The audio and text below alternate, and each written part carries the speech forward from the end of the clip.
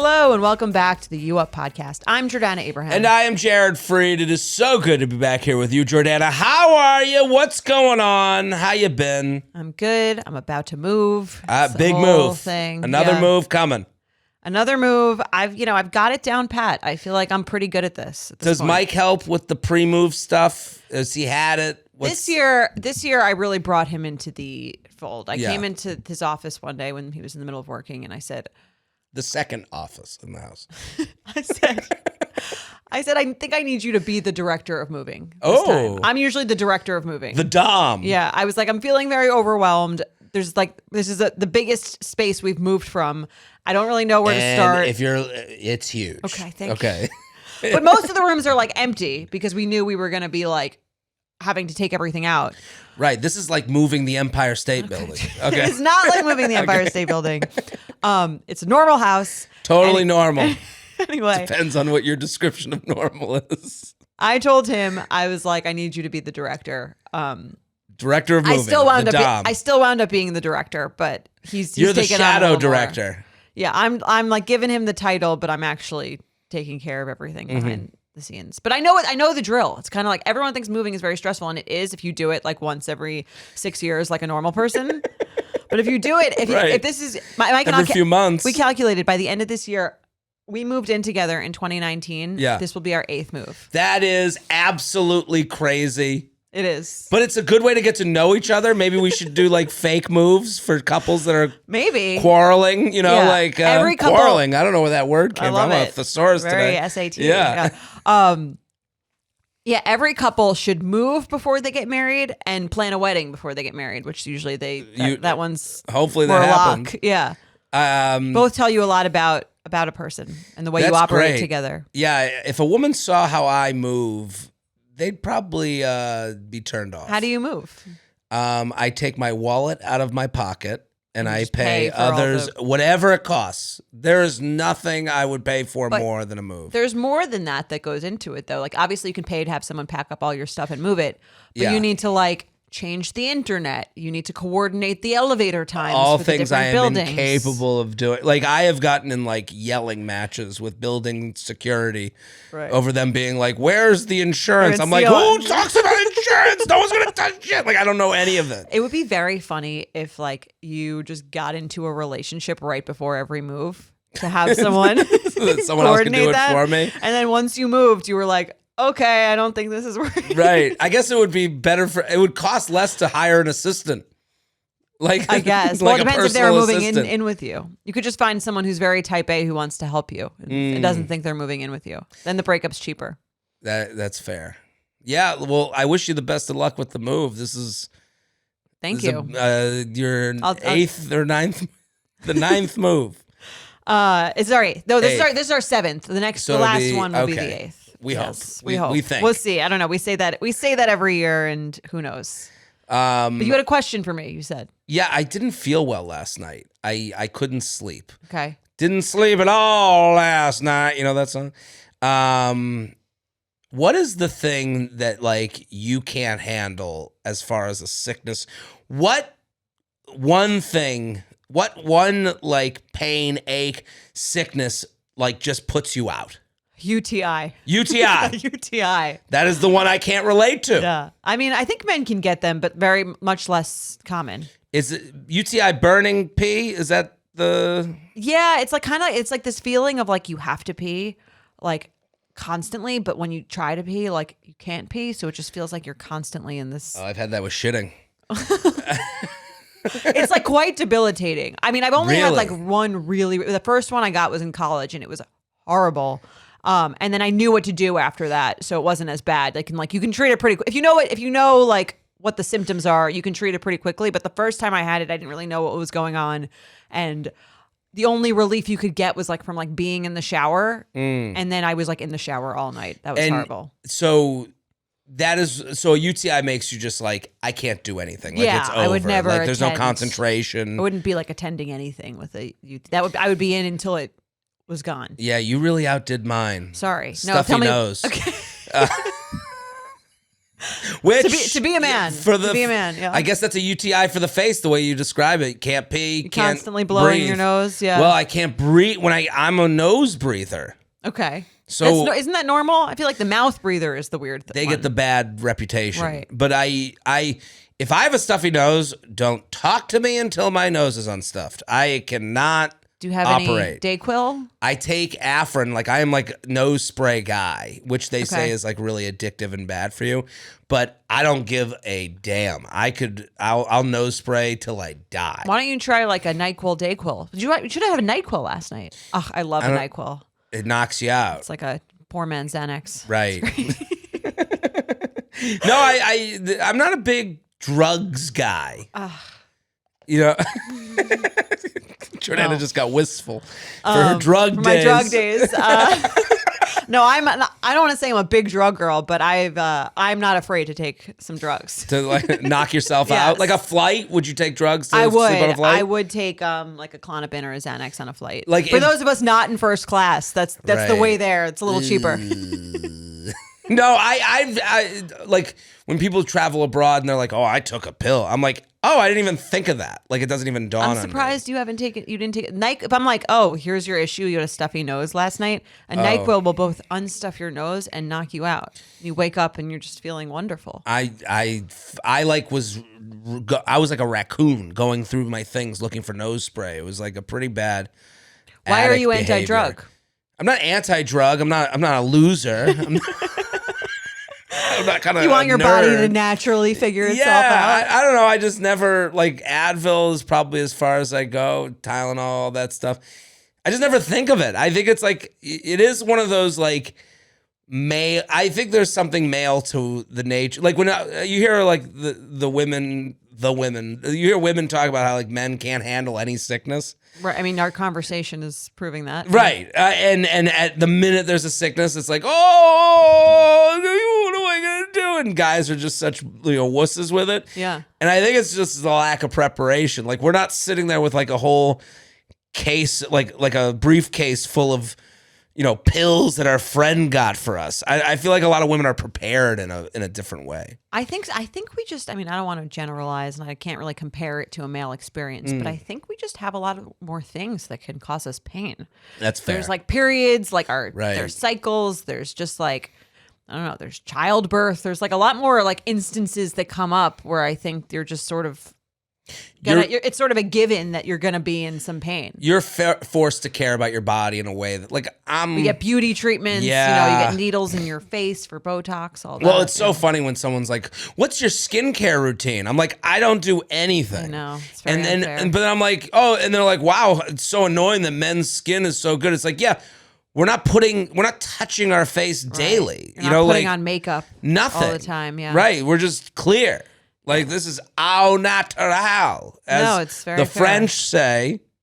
Should we make an announcement?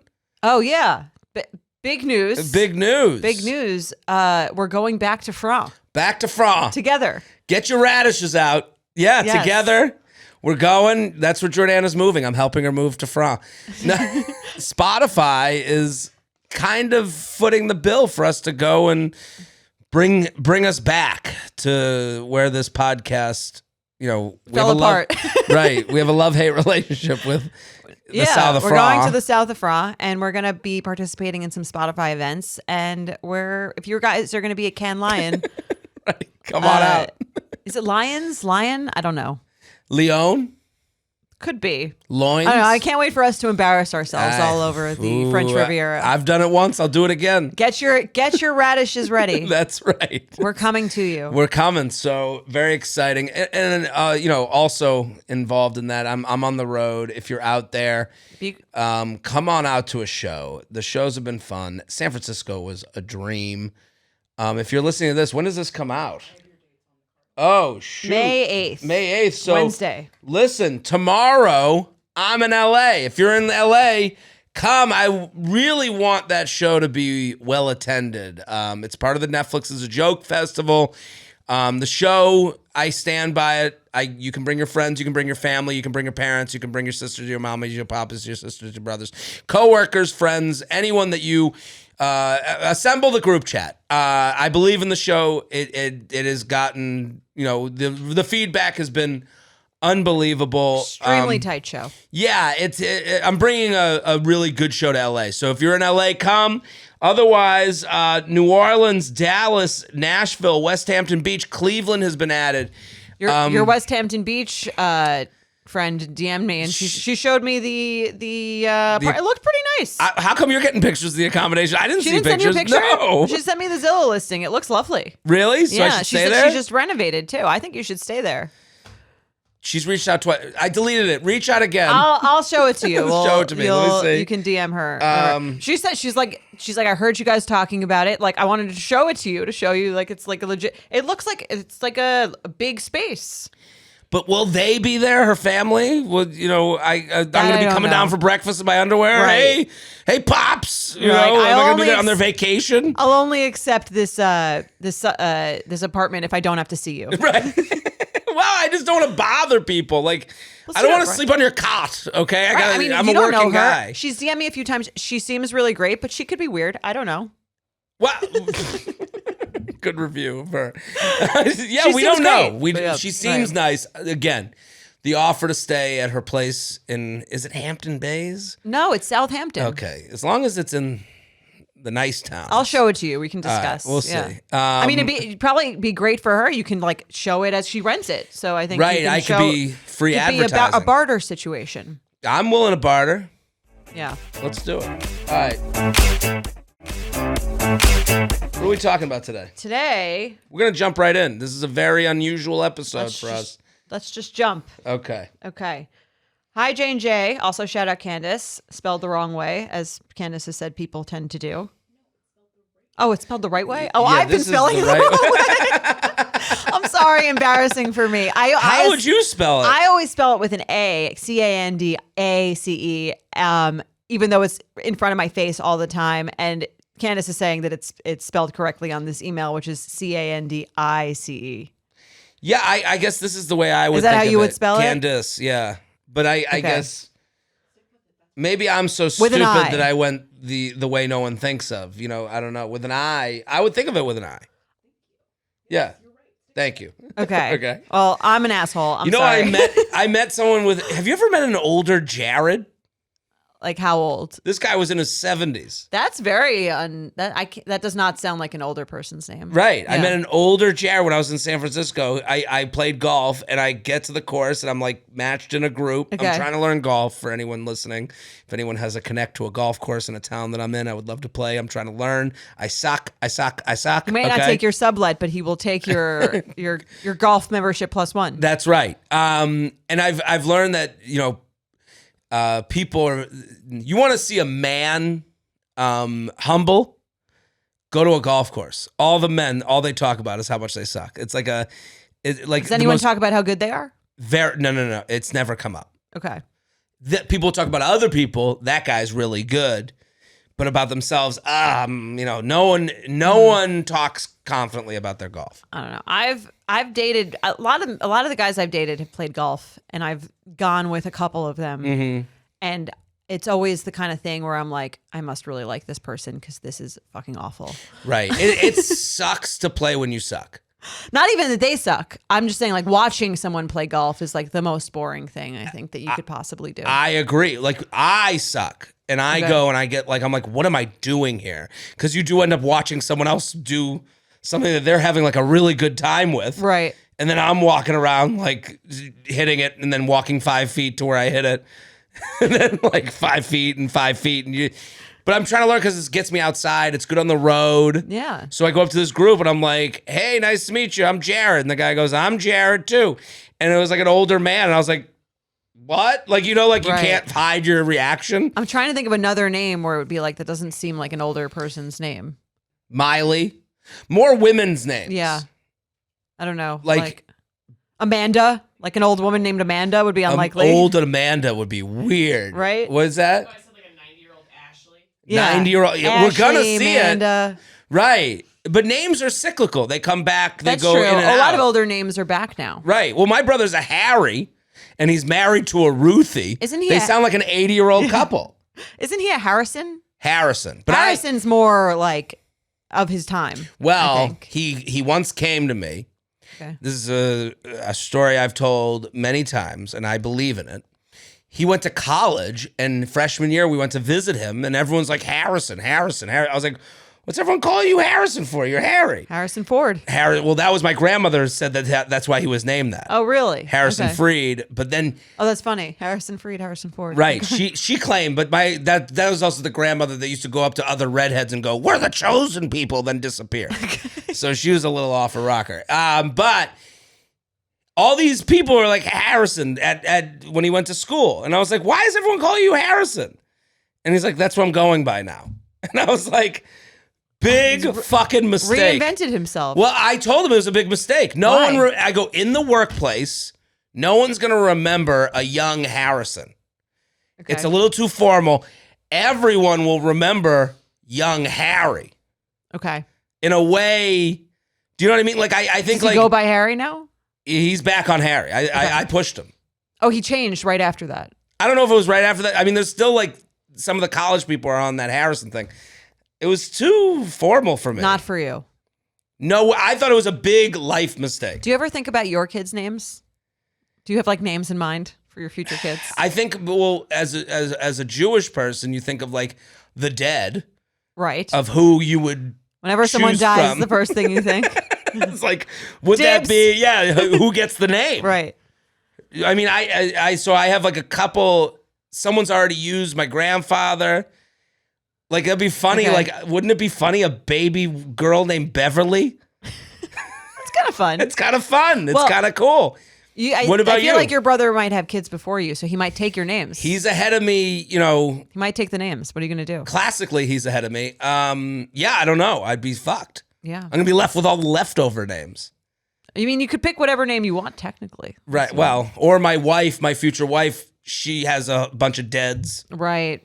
Gotta find someone with few deads, not too many deads. Right, because I want control of the deads. Of the deads, the name. What would you think? Have you thought about it? Yeah. But I think you're closer to it, so maybe do you not want to say? Oh, no, I definitely don't want to say. Right, you gatekeep. But it's funny because Mike was because Mike's dad's name is Michael as well. Oh, yeah. They have everyone in, that's the thing I learned about Christians, is everyone has the same fucking name. Right. In the whole family. Michael, and Michael. Jews only do like the dead people. It keeps it very easy. Well, easy, but also extremely difficult. Like I'm constantly. No, for us, it's easy. Oh, yes. We don't get confused. If it's, Billy, it's like it's either dead Billy or alive Billy. Right. So at first he was like trying to do this like Michael middle name thing. Michael middle name. And I'm like, I mean, we'll see. We'll see. Well, I will say one of the cooler nicknames is, and I just had him on the J Train podcast, not to go to Plug City, Trey Kennedy, who's an Instagram guy, but he's the third. Okay. So Trey is a nickname for the third. Yeah. So. Oh my God. So Michael the third. This all makes sense now from Sex and the City. Right. So Trey is a nickname for anyone that's the third. So there's your husband is Michael Jr. He might be the third. I don't fucking know. Or maybe he's the third. I should ask. Well, nicknames are like this is so weird, the synergy of everything. Yeah. We just did I'm in Plug City fully, but I don't mean it to be. The Bachelor podcast, we talked about flavor of love. Okay. And in the initial episode, Flavor Flav gives everyone nicknames. Okay. And it's like this very interesting watch because you're watching. What is he, Donald Trump? Is that what Trump does? Sleepy Joe? Well, all the women that were on the show, a lot of them kept the nicknames. It's 20 years later. That's funny. So it's like the way a nickname sticks, and it's who you are. It's a branding. Look at you, J Train. J Train. Well, I was always jealous because Jared isn't a nicknameable name. And then I'm at the cellar, I guess. And I thought this my whole life. I was like, Jared has no nickname. It stinks. And then I'm at the cellar, and if you go to the Village Underground room, they have a piano player and a drummer during the show. You can music in a show. And the piano player, his name is Red. I've known him forever. He comes up to me one day, he goes, my name's Jared. No one knows that. Oh. Red. Okay, and then you were like... It was hidden in plain sight the whole time. It made you believe in nicknames. Well, I could have been Red. I could have been Red Freed. Could have been Yellow. Candace, what's up? I was just wondering how we got here. I realized you guys. We shouted out to you, Kieran and Candace, and I thought it was spelled. How my name is spelled. Right, we were gonna get into suddenly we got into baby names and really old names. Now we've got now Red. We're talking about cool nicknames. The show can take you in any direction. You I never know where you're going. The minute Candace said that, I go, yeah, you're right. I don't know how we got here. Well, now I'm not going to forget. We had this whole conversation about your name, too, where I was like, oh, yeah, of course, it's Candace with an A. Yes. All this is to say. Oh, sorry. All right. Anyway, shout out to Candace with an I. I think you should really think of Trey. Trey? Cool-ass nickname. Now I'm thinking of the Sex and the City. With Charlotte's first husband's name is Trey. And he couldn't get it up. But he must have been the third because he's like from that kind of family. Right. That was the whole thing. Just a quick other fun fact for Trey that is not a villain. Will Smith's son, like the older one, is named Trey, and it's because he's Willard III. Like, how is it spelled? T-R-E-Y. Like they just say like an Trey. actual Trey. Right, yeah. They just say Trey, but it's just for like 3. A lot of like that's like a common thing for like people being like the third born that they'll just nickname them. Wait, Trey. Will Smith has another son? There was that song, just the like two first of us wife, before Jaden. It's like he has an older son. Oh, I didn't know that. I knew Did that. you know Not with like, Jada Pinkett Smith though. Yeah, before was, like, Jada Pinkett when Smith. Just the Two of Us was like a really popular song, and like he was in Wild Wild West and everything. Like pre Jaden, it was very known that he had a son. I always thought that was 3 Jada at the time, so I should not know as much as I do. Well, Will Smith did it right because he had the 2 kids, and one of them he named after him, and one of them he named after Jada. Jaden's after Jada. Really? Yeah, and Willow. That is a Jared. I didn't know. I That's never so put it obvious. And yes. Willow is after So Will. is Red for Jared as a nickname. I didn't see that Willow for is 30 after years. Will, and Jaden is after Jada. Oh, I don't know. I mean, that family's got some weirdness to it. That's true. They've got their own I mean, issues. when I saw him punch Chris Rock, I was like, Hold on, we're off track again. We need to get back to the email. Candace is trying to rein us in. Okay, we said Slow we were going down to move there. quick this episode. We tried. We tried. We tried to jump right in. We've got too much chemistry. I know, it's too much. All right. All right. I have a question for the experts. Am I being too picky, or does it take a while to find a match? For context, I'm 32, live in LA, and have never been in a serious relationship before. Come to the show. I only really started dating with purpose or conviction in 2020 because it took me a while to get over fears, insecurities, etc. I was a bit of a one-date wonder until a guy really swept me off my feet by the second date, and it turned into a 4-month situationship that ended because of timing / not being made a priority, a real chicken or the egg. Since things ended with him a little over a year ago, with brief appearance of the situationship again that ended in a brutal ghosting, I've been much more open to seeing where it goes. I'm trying to get to second or third dates or further, but I'm really just not feeling anything towards these guys. For example, I was on a third date that I couldn't wait to be over, and he brought up the "what are you looking for?" and "how do you think this is going?" questions. Oy. Not sure if he couldn't read the room or if that was on me somehow, but the way I tried to run from that combo. When the situationship and I broke up, I felt so sure I would find the right partner soon, but it's been a lot of nice, vanilla, boring guys. There obviously have been a few who I've been interested in seeing for a second date, and they didn't feel the same, which is fair enough. I also keep using the situationship as a gauge for those dates, which I've been trying not to do, but it's hard. The furthest I've gotten has been a 5th date, but there was no real physical chemistry, so I had to end it or else it was going to feel mean. I just can't seem to figure out what my problem is, or if it really will just take a while to find someone. I really want a partner, but I don't want to be with someone who I'm not excited to spend time with. Is that ridiculous? Love you guys. A restless for romance batch. I gotta say, I read this email. It speaks to me.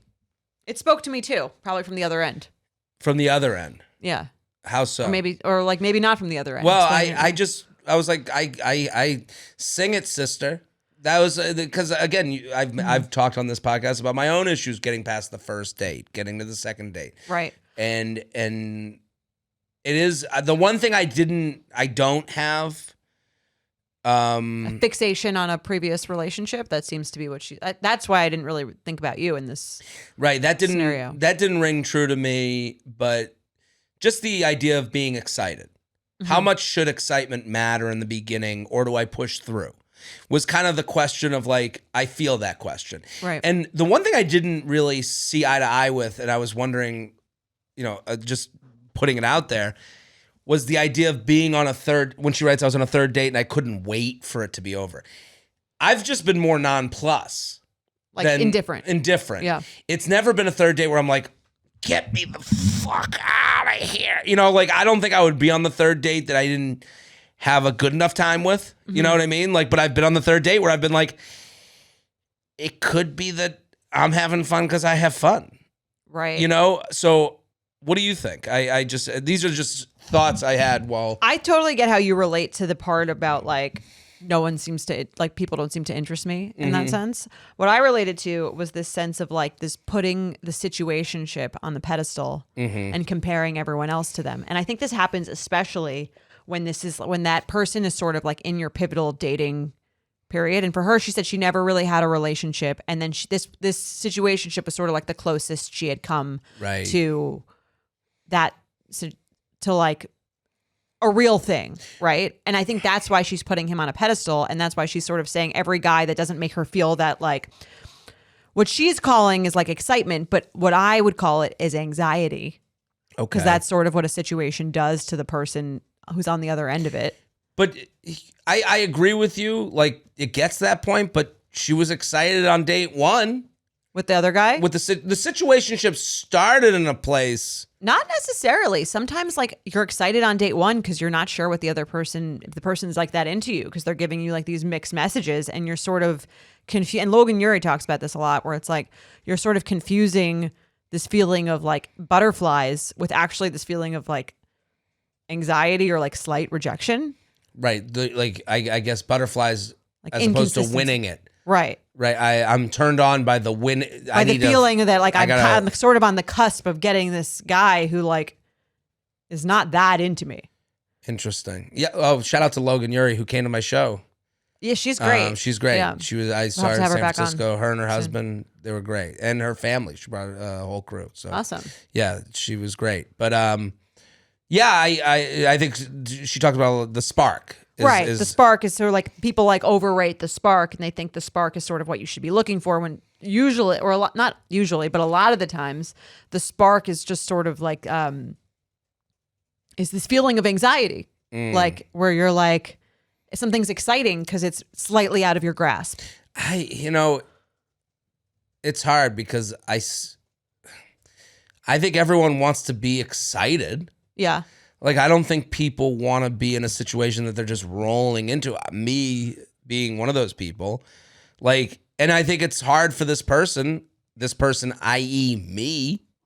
I'll speak for them. You know, it's funny. Like, the situationship, I understand, like, comparing it to the situationship, but I do understand why they would want to be excited. Yeah. You know, and like, this will relate to another email that we're going to do, but I got in an Uber to get here today. Sometimes I walk, sometimes I Uber. And today I had a UTI, so I decided to Uber. So I got an Uber and I got a Tesla. Okay. And that's nice. Well, I don't like an Uber Tesla. You don't like an Uber Tesla? I think it's uncomfortable. Really? I think it's actually the least comfortable of the rides. There's no handle above the window. You hold on to that like you're on a trolley? Yeah. I'm a big handle guy. I kind of remember this from being on tour with you. Right. Yeah. I like hold the handle. Like you're on a San Francisco trolley car. That's right. Yeah. Toot toot. I hold the handle. I think it's comfortable. It's probably due to body discomfort that I like the handle for some reason. I think it's like maybe a more comfortable way to, I don't know. I just think a Tesla's garbage as far as the passenger experience as an Uber. Tesla, nice car. Who could complain about a Tesla? I like a Tesla. Me. Okay. But I'm saying this is like the same of dating. Like, you go on 2 dates with a Tesla. Everyone says, look how great. What are you talking about? Tesla's great. Good car. Yeah. It's cool. Just buy it. Buy in. Just buy it. Right. Yeah. And you go, yeah. You know, like, who does she tell? I can understand that she says vanilla and boring. And I'm sure she feels a little bit. Well, she's probably annoyed at herself, but like, who could she tell? You know, like. Well, what if the Teslas had we don't take Jared Freed policy, right? It might make you want to go in a Tesla more, in a little bit of a fucked up way. In a little, yeah, right? I guess, yeah, I would want to see what's in the Tesla. Like, I want to see what's inside, but like... And I think that's sort of like the game of it all a little bit with like these situationship. That's what you get from the situationship is like, I don't know if I want to buy you either. Right. I'm not, or like, I actually might want to buy you a little less than you are interested in buying me. Right. But anyway, I think that a large part of it is due to like a little bit of a fixation with that feeling, which is really exciting. Because I used to feel this way too, coming off of. But the thing that you have to also remind yourself, which isn't always obvious, is just because you have like a rapport with someone, the situationship person, doesn't mean you really know them.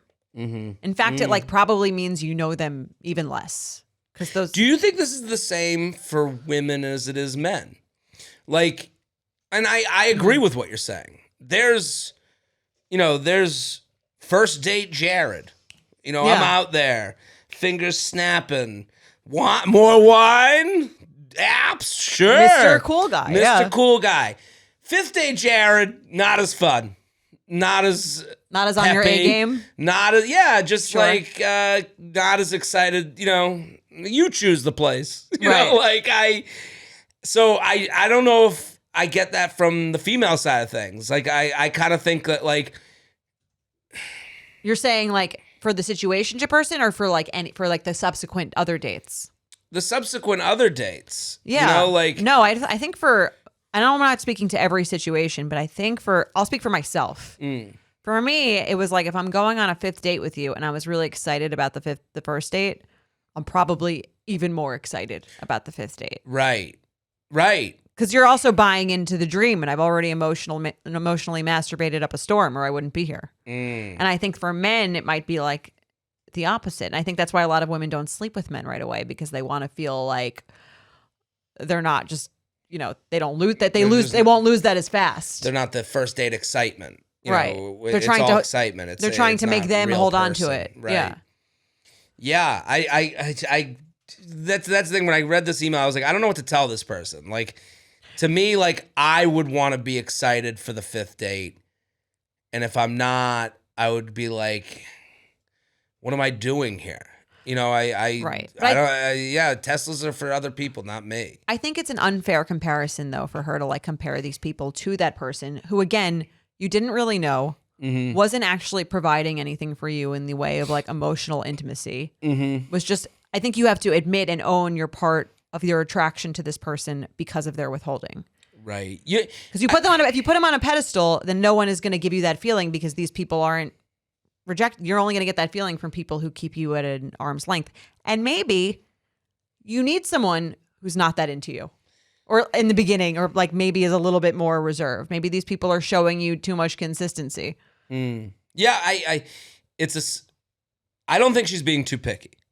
No. I think there's no such thing as I don't think it's about pickiness at all. You think it's she's about... not saying it's about... You like think they're her not, levels are off. You think the thing she's comparing it to is not really the thing that she wants. Yeah, I think she's mistaking, again, like anxiety for excitement. I think she's projecting a lot onto this person. It's easy.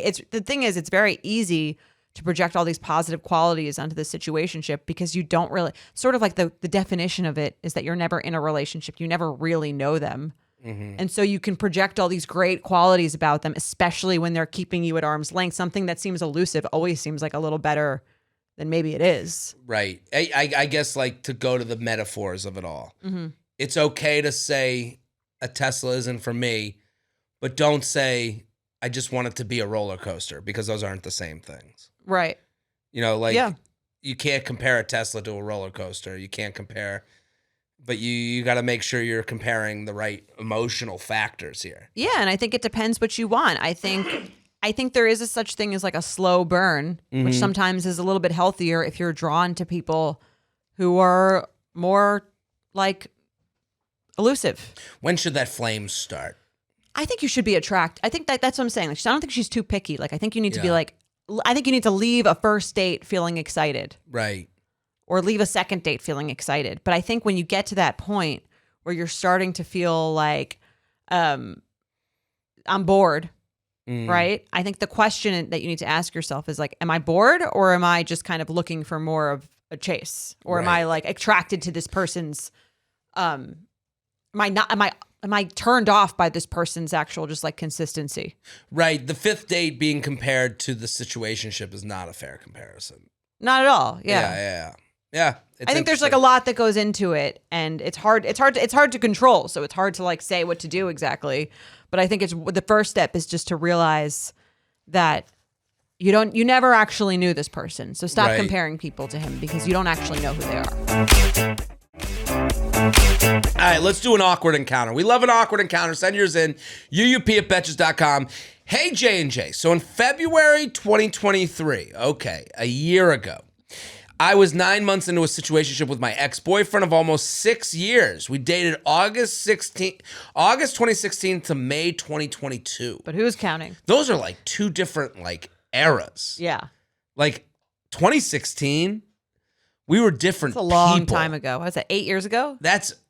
But even to 2022, like 2022 feels more today. Yes. You know, like what, the world we live in. 2016, I think we watched a Bachelor season on The Bachelor. It was from 2016. I was like, innocence lost. Totally right. Yeah. like Feels like, different generation. Right. After months of contemplation, I decided I was done. I felt so good about being done. It was Valentine's Day 2023, and I decided that the next day I would tell him I was done and didn't want him contacting me anymore. I was feeling so good. I had a this whole feeling. She's dancing. She's like amping herself up. That's right. I'm not gonna take it anymore. And I'm deleting him from this, and I'm deleting him from that. Yeah. I had a whole plan. I decided to start cleaning house of this man right then and there. This cleaning house involved removing him as a driver on my Tesla app. I got a Model 3 in January 2020 when he and I were still together. And around that time, I added him as a driver to my car in the app so he could drive it without needing my key card or my phone. Well, it turns out the Tesla app is a whole snitch. When I removed him from the app, Tesla sent him an email letting him know he had been removed. I know this because he immediately texted me a screenshot of the email saying he had been removed and texted me, so this is what we're doing now. Needless to say, he sensed something was up. I freaked out and my anxiety went through the roof, and I merely told him I wanted to talk. The next day I called him and told him I was done. I don't think I would have even found the strength to end the situationship without y'all. Thanks for doing the Lord's work, a Tesla bitch. What do you think? Well, I'm glad we inspired her to end the situation. Yeah, congratulations. Happy to be a tough part to be of in your a situationship with someone that you dated for 6 years. I don't even know how that happened. I mean, I guess I do know how that happened. Well, you have the breakup, and then you're like go, hooking up. Yeah. Fire emoji sent. And then she's done. We snapped her out of it. That's right. Yeah. But that getting the email, it's like sending the screenshot to the person you're It's like finding screenshotting. out you're getting divorced through the press. Right. It is. That is more applicable.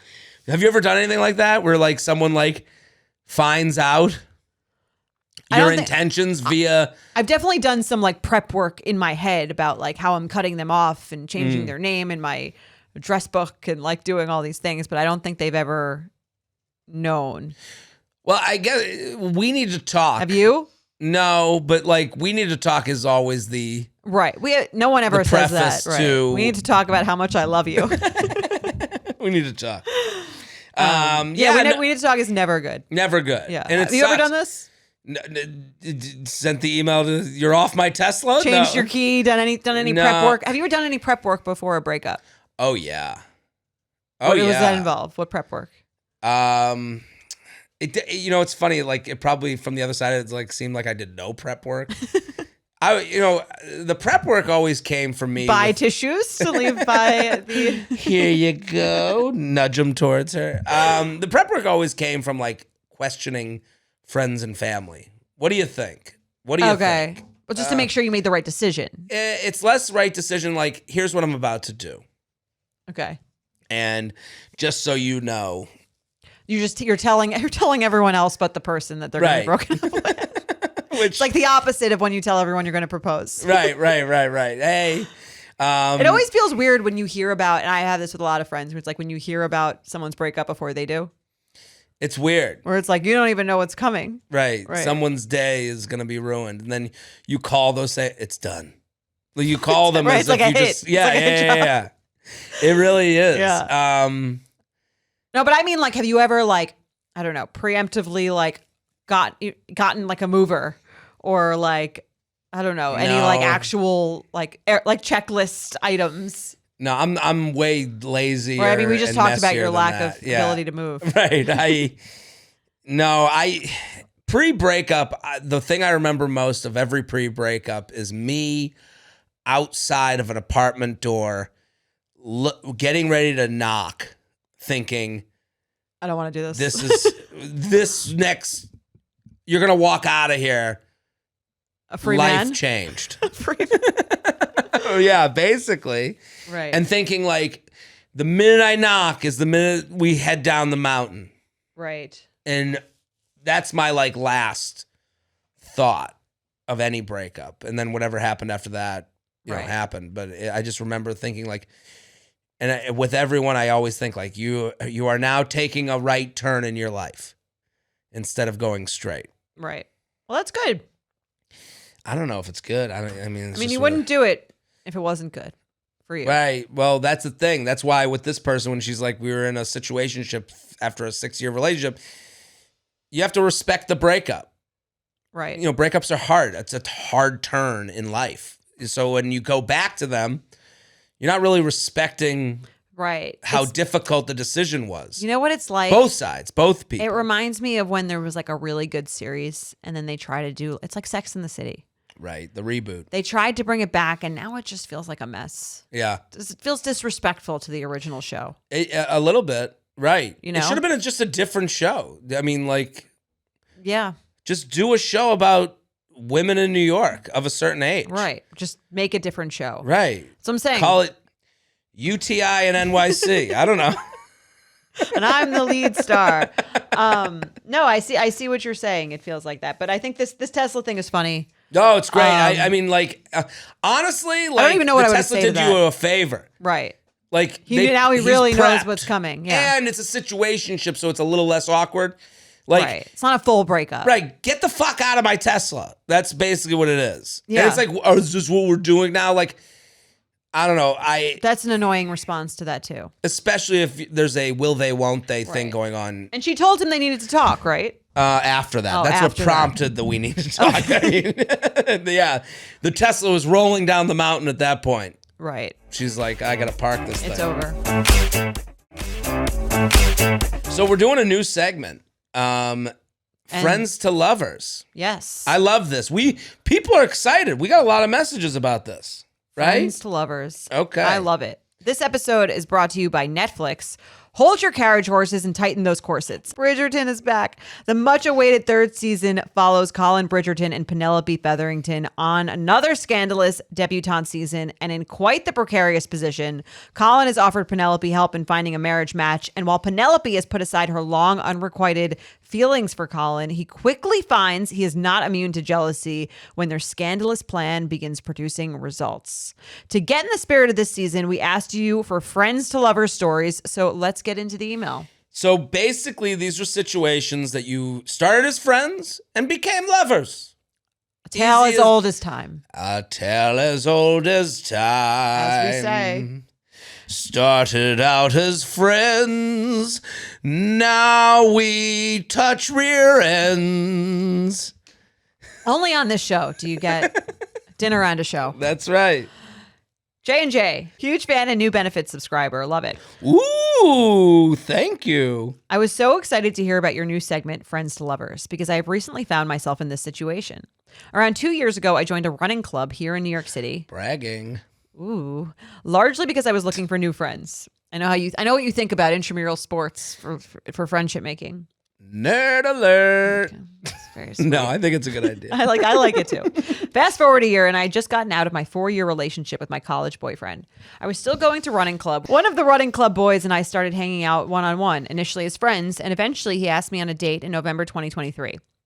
While we don't call each other boyfriend or girlfriend, we have been exclusive for 2 months. We spend 2 to 3 nights per week together, and he met my parents. Though like Jared, this isn't that big of a deal to me. Okay. While I previously thought about writing this in for Are We Dating, I've reached the conclusion, yes, we are. Didn't even need us. There you go. However, that all comes to an end today. Uh-oh. Wow, day of. I love this afternoon. I'm going to end things, and she had time to squeeze in this email. This was to bump her up. She's got, she's a doer. While I gave it a shot, I just realized he isn't actually my long-term match. Moving him out of the friend zone emotionally just doesn't seem truly possible on my end. This leads to my questions. Is it possible to return to being friends with someone who you've had this experience with? We still do the running club with around 15 other people. How do I handle that shared space? We have concert tickets with 2 other friends for a month from now. Can I go? How do I No. talk about prep work? Right. How do I initiate these conversations with him? No, you can't, Missy. Or do I just do whatever I want and he will do what he wants / feels comfortable with? Do I have any obligation to give him space within the friend group because I am the breaker-upper? Any help would be appreciated. Thanks. The finish line is friends. So she wants to go from friends to lovers to friends again. She wants to go back to friends. Not quite as seamless a transition. No. And I would say to her, this guy was never your friend to begin with. Yes. He liked you. You had a boyfriend. He stuck around. You broke up. Okay, I'll give it as much time as it seems it needs, and then I'm going to ask her on a date. Yeah. You gave it a shot? And you gave it a shot. Now it's over. Right. And you didn't see a romantic connection. Now, can it go back to friends? Yeah. Of course. Eventually. But not right away. I think the respect is giving him the space to come back to you. Yeah. I think the person who does the breaking up needs to disappear for a little bit. Right. Like, go away. Yeah, just let it cool. I mean, like, if you want to be in the running club still, you can do that. I think that's like okay. I guess. I think you should leave it up to them. I think when you're the respectful thing when you're breaking up with someone, if you're like entwined in a circle, is you should say, I want to be respectful of not making you uncomfortable. Like, if you would prefer I not come to the running club thing, like, I won't go to that. I'm not going to go to this concert. You could have the ticket. Like, You need to eat shit a little bit when you break up with someone. Yeah. I think. I have been told in my life when I went to friends and family, pay any amount of money to make them go away. And that includes the concert ticket. That includes the running club you might have put up, whatever. It's going to cost you a little bit. And it's not like you can't run without the club. Like, lucky you, go down a different path. You're going to... This is why people don't date people at work. Right. And it happens. But also, this is... Some people work out at the running club. Some people work out at work. It happens. And that's why you try. Trying is not a bad thing. It's fine. Yeah. Trying is great. You gave it a shot. You came to the conclusion you needed to. And here's the thing. I think also, like, the kind of the rules, like, whoever cares less about the relationship kind of has the responsibility to be, like, the healthy one. I agree. Yeah, that's what I'm saying. You gotta cut your losses in some way. And that includes concert tickets that you already paid for. Mm-hmm. That includes going to the running club that you like a lot. Like, you're gonna have to find a new one. And from his end, I'll give you kind of like the vulnerable side of things. As a guy, or as anyone, you see someone, you're laughing with someone else. Okay, I guess I wasn't as funny as that guy. And these aren't true, but there's just how you look at it as the dumped one. Your ego, right? So, and then I'm dating someone new. Oh, okay, I guess that's the guy that was better than me, or I didn't do enough, physically, or I didn't. These are all things that he's dealing with while smelling you. You're around, right. So. And you have to respect that, like, he has an emotional, investment in this, for right, sure. Yeah. Too. So, I think give him space. If naturally things come back together, great. Yeah, but let him decide that. And I think when she goes, how do I initiate these conversations with him? I think after you break up with someone, you say to them in that same conversation, you don't have to answer right now. I know, like, this kind of feels like might feel like it's coming out of nowhere. I don't know. Like, let me know. Like, what you want to do, because I'm down with whatever you want to do. How do we, divvy up the children? Right. And the children is the running club, is the friends. Yeah. So, admit to it.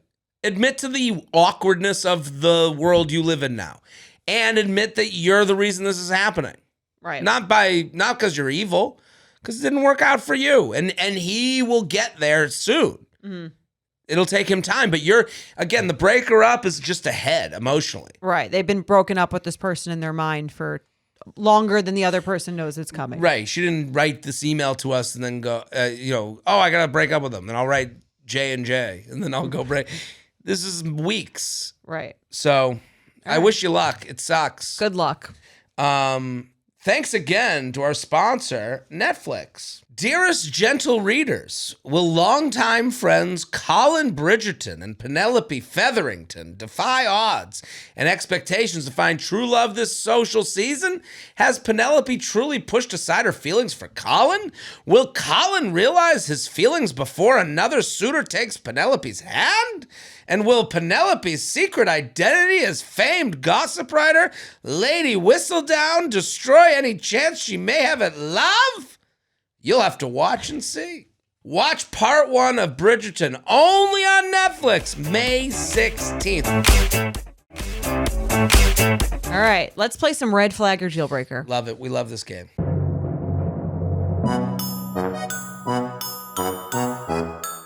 Okay, he only sends voice notes instead of text. Does this mean he's illiterate? And it's a screenshot of just her writing and him voice notes. Yeah, and then she does one back, and then he does like 3 back. Right, he's a big voice notes guy. What do you think? I don't know. Part of me like thinks there's something like kind of shady about the voice note people. Right. Like they don't want anything in writing. Sometimes it disappears. So I'm getting a little skeptical, but I also sometimes I get voice notes. Sammy sends me voice notes when she has a story for me. And sometimes it is nice to get one because you get like a little bit more of like the vibe from them. Right. It is. I get it. Mm-hmm. I'm with you. Sometimes are voice notes times, sometimes are not. When someone starts in voice notes and it does feel like they don't want to be pinned down. Right. I have the same vibe as you. And sometimes it's just more annoying. It's like I want to be able to just reference something, especially if you're sending voice notes for like information. I think that's kind of annoying. Right, because you have to get back to it right away. Right. When you play it, I have to take notes. It disappears. Right. Right, and you have to like remember what they said, and you have to be like respond to it. And so, like, as far as like dating is concerned, have you ever been with a voice note person? No, but I've given and received voice notes. Do you give good voice notes? I give good. I don't like the immediate nature of it over a platform that's supposed to give you time to get back to something. Right. That's the whole point of it. Right. The whole point of texting, that platform, the whole point is like that you're sometimes they disappear. Figuring shit out. They disappear, you forget stuff. But it is also like, I mean, we're getting so close to just talking on the phone. You know, like it is this medium between talking on the phone and I think if that's texting. someone's true preferred way of communicating, maybe they also like are driving a lot or something like that. I wouldn't say it's a deal breaker, but I would call them out on it and ask them because it's not like normal. Right. I would be like, it's not the everyday mode. There used to be dating advice that like in the early stages you should send somebody a voice memo so that they can like get used to your voice because it's that in between of texting and being on a phone call. Dating advice from who?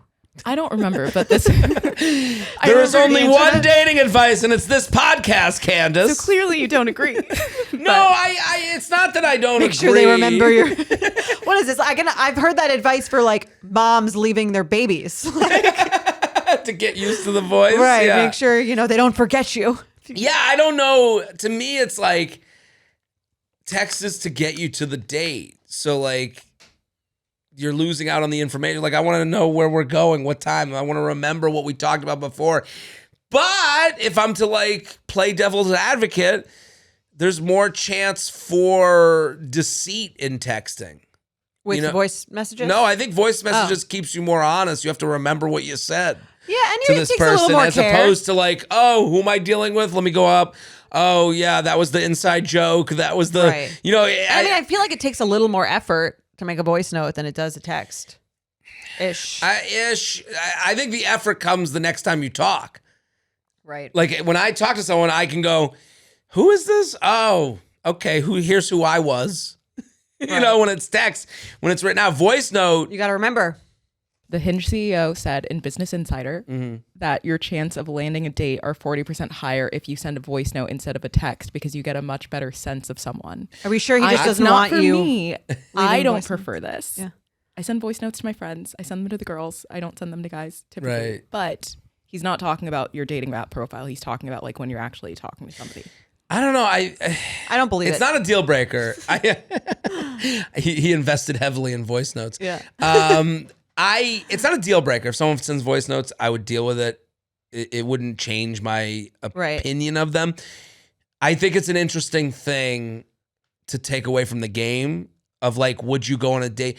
What makes you go on a date more? And I do think what holds us back from dates a lot is the boring nature of like what's exciting to get me out. Right. And when you don't remember what you talked about exactly and you're like using your voice and it's kind of like happening in the moment, I think it does play to, oh, I'll go on that date. I'm more curiosity. I could see that. I'd also just ask them like why they do voice notes. Yeah, I would ask. I would want to know. What's the deal? That would I think be a fun conversation. I'm in pharmaceutical sales and I drive a lot. Could be. It's like, oh, okay. Yeah. Not as sexy. All right. Not so Bridgerton of you. I mean, speaking about remembering your dates, our next red flag or deal breaker, I'll read it. Hi, J&J. I went on a first date a few weeks ago. We got ice cream and then went on a walk on a Sunday.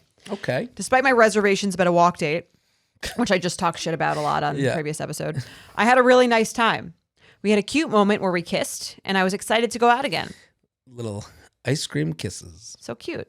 I was traveling for work after the date. We didn't talk much in between, but made plans for another date when I got back. There were 3 weeks in between our first and second date. We went to a bar for our second date, and I quickly realized he remembered almost nothing from our first date. Must have been alcoholic ice cream. Right. He didn't remember any details about me, like where I live, how old I am, or where I went to college. He also could barely remember the date itself. He goes, I think it was on a weekend. Meanwhile, I did remember the first date and basic things he had told me, like where he grew up, that he had a brother, etc. And the worst part was he asked if we had kissed on the first date. And when I said yes, he goes, well, can we kiss again? Will you do me the pleasure? Oh my God. I almost felt embarrassed by how much I remembered. We were joking about it, but honestly, my feelings were hurt. I'm sure he went on other dates while I was away, but I don't think it's too much to ask to remember something about me. Why plan the second date at all then? Red flag or deal breaker? He remembers nothing about you on the second date from a memorable batch. I think he's going on a lot of dates. He is. I would be annoyed. It's annoying. Yeah, I would be like insulted too. Well, this is like the voice notes. Like, you can't go through the texts of a date. You know, right, you gotta like, be in the date. Right. And it feels like this guy's just he didn't remember they kissed. Right. And to ask is rude. Yeah, that's a turnoff. I think the rest of it, if he didn't remember that I had a brother or that I like what school I went to, right. I think I could get over that. If you didn't remember that we made out, I would be like, you're clearly not invested in like this. I would be out. I would be out if he didn't remember that we made out. Right. And to ask, like, just lie to me. Like, exactly. I'm with you. To me, anytime I've like forgotten things from the first date, it's because I've been dating a lot. Right. So I mean, that's anything. And you're doing it's kind of like with these episodes where someone will reference something we said on the episode. And I'm like, we do a lot of episodes. Right. I kind of forget like immediately after the episode. Right. Yeah. So to me, it's the kissing thing that I'd be like, well, you didn't have to like embarrass me. Right. I guess my kiss was so unmemorable. Especially, it wasn't like they were like heavily drinking, and it was like they went on for ice cream and we had a sober walking date kiss. Right. Which is like, you don't remember that. How many sober walking date kisses are you having? That's what I'm saying. Yeah. Like, I feel like even you've been on a lot of dates. I feel like you would remember kissing someone on a walking date. I would hope I would right. have. Well, it's also like, it's like when we talk about like following Instagram models. Like, if you're following them and not liking, you're being respectful of the other person. Like, and if you're commenting, you're not being respectful. If you're going on the date with someone, there's like a form of respect of like, doing a little review of what look happened. At your notes. Right. Like what happened the first date. Yeah. And this person didn't do that, which means they don't care that much. And it's a numbers game to them. So deal breaker for me. Turn off, yeah. All right, let's do one more. One more. I had this experience happen to me a few months ago, and it's become a running joke in my friend group because we thought it was so ridiculous, but I'd love to know your take on it. I matched with this guy on Hinge. We texted for a bit, ended up meeting in person out at a bar one night, and continued talking from there to where he eventually asked me out on a first date. We were just going to a local brewery to have some beers on the patio, so definitely a very casual plan, but 100% was a date.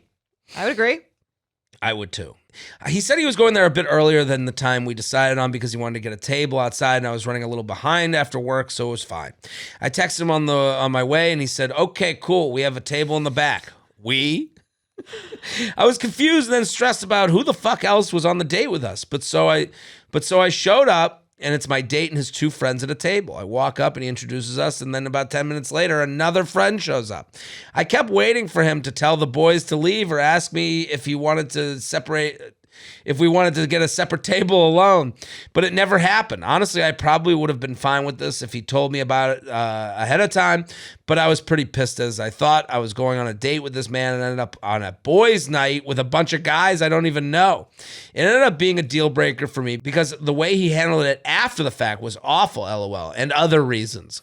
How come they're not telling us the fun part? But would love to know your take, red flag or deal breaker. His friends crash our date. Deal breaker. Deal breaker. Yeah. I mean, I think it would definitely be a red flag if he asked if they could come meet up, but not even asking and then just expecting that to be normal, I think is definitely a deal breaker. It means they don't care about what you think at all. There is a way for this to happen in a fun way, in my belief. Right.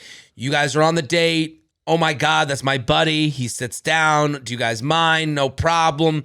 Yeah. You're already in the fun of a fun date, and then exactly 7 dudes show up, and he's like, "We come here a lot. I didn't expect these guys to come. Now you're out with the friends, and you're getting along with them, and that's fun. That actually turns into like good third date. Yeah, to me, I agree. This way where you walk into, we're at this table, and then there's a bunch, and he doesn't provide any explanation or feeling of including you or feeling I of would like, feel like I wasn't apologizing. being taken seriously. Yeah. I would feel like you don't care at all what I think. Right. Which is, to me, anything that shows you don't care at all what I think on the first few dates is a very obvious sign of like, this is not going to be a thing.